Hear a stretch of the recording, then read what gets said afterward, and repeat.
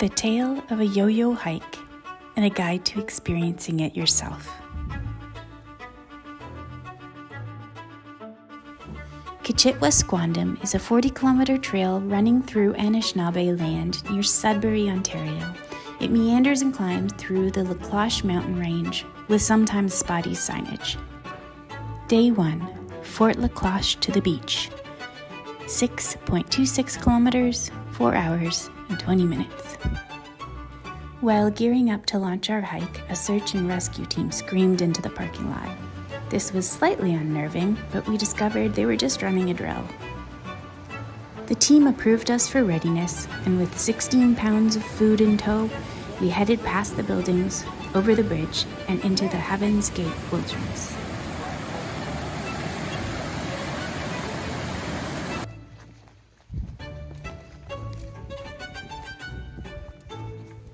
The trail lured us into its first gentle forest of tall pines and a softly needled floor.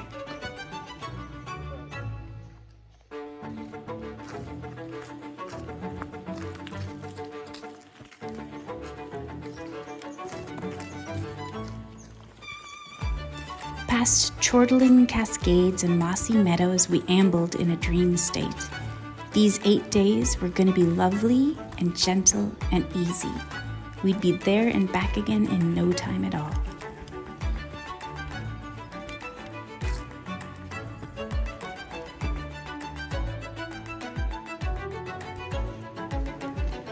Once the river opened up into a bay, the trail cleared its throat and sent us up into the smooth, steep granite slopes of Round Hill, where safe footing was not guaranteed.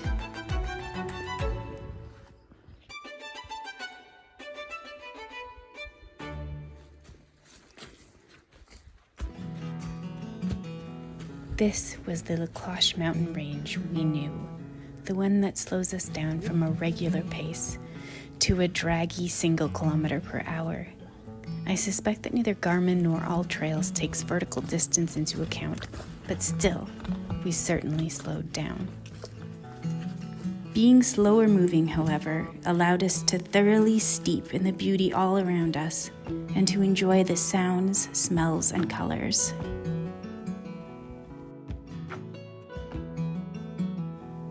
We soon encountered the first unnamed lake, which has a single obvious campsite, large enough for hammock camping or possibly even to squeak a small 4x6 foot tent. This is not to say that there aren't other hidden options for camping on this lake, as the whole point is that you can camp wherever you'd like along most of the trail, as long as you do it responsibly and leave no trace. An hour later, we encountered a tree with a bunch of pink ribbon wrapped around it. Scrambling up the steep rocky path beside it, we were treated to a 360 view of the surrounding area. We were thrilled to see such an epic view so early on the trail.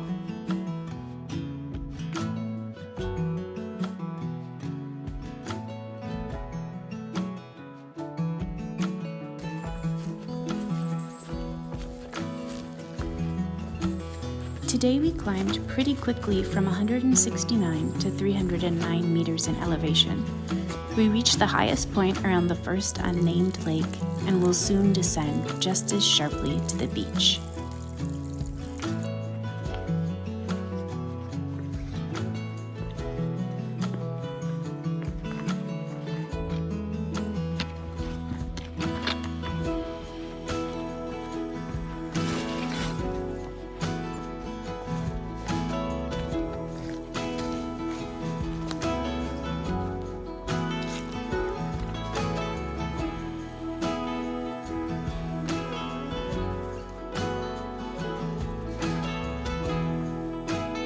Continuing east through the high forest, we passed a lovely cotton grass bog.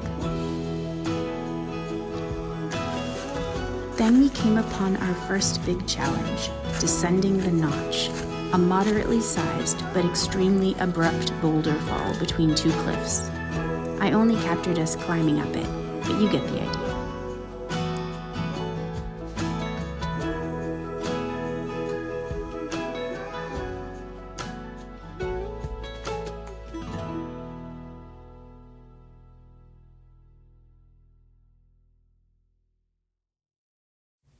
Most people get turned around at the swamp just before the beach, and we were no exception. The trick is to cross over the old beaver dam pathway on the southwest edge of the water. From there, we bushwhacked our way south until we ran into the north shore of Lake Huron, where we decided to spend the night.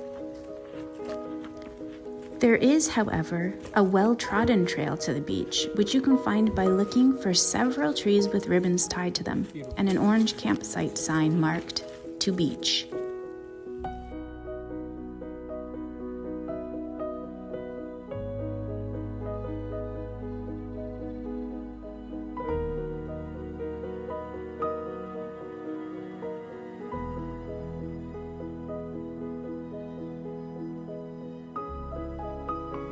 That very first evening, our sleeping pad developed multiple pinhole leaks. I was very grateful for the extra weight of our patch kit in that moment.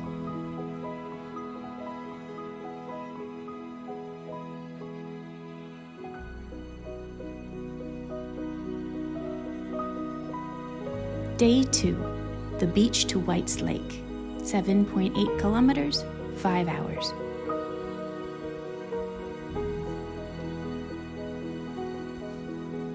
The beach in the morning was gentle and still, with light reflections rippling on the rocks.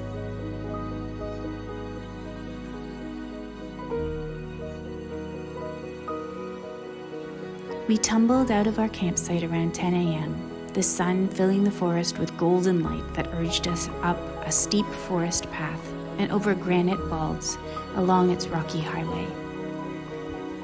Almost immediately, we came across a shimmering little lake with seemingly just a thin spit of land between itself and the greater North Channel. The map will show you, though, that there is actually a large, steep amount of land between the two bodies of water.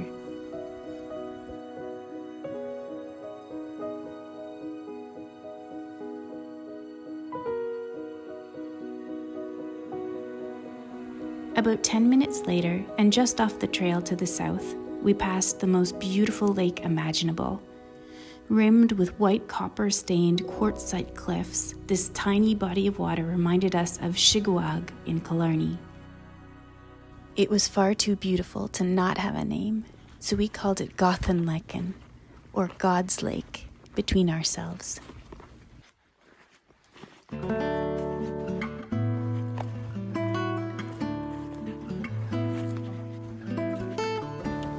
We traveled down to this bit of land that separates Godenlaken from her charming little sister lake, and then enjoyed a few more hours of temperate forest walking that included 2 lengthy, steep descents.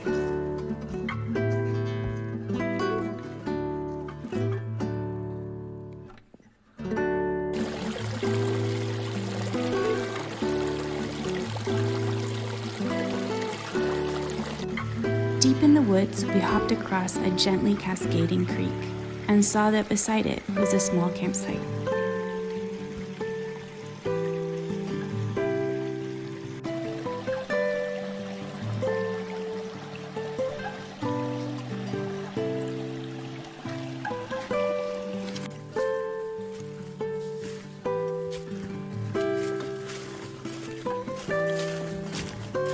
After that, we went up again, up and over quartzite cliffs and crags, affording us breathtaking vistas of the further La Cloche range.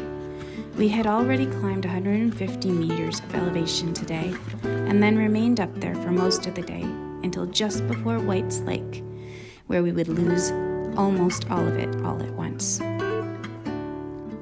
Some climbs demanded we pay attention to them rather than the astounding beauty all around us. But for most of the trail, we tried our best to divide our focus between its challenges and its views. Amidst multiple ascents and descents, we came across a small waterfall, just about half an hour from Wright's Lake. Believing Wright's was a step too far for today, we decided to stop at a lovely little site on Wright's Lake. It had a fire pit and a soft spot in the forest for our small tent. As our dinner boiled, I assembled a puzzle while Michael sat and listened to the silence by the water.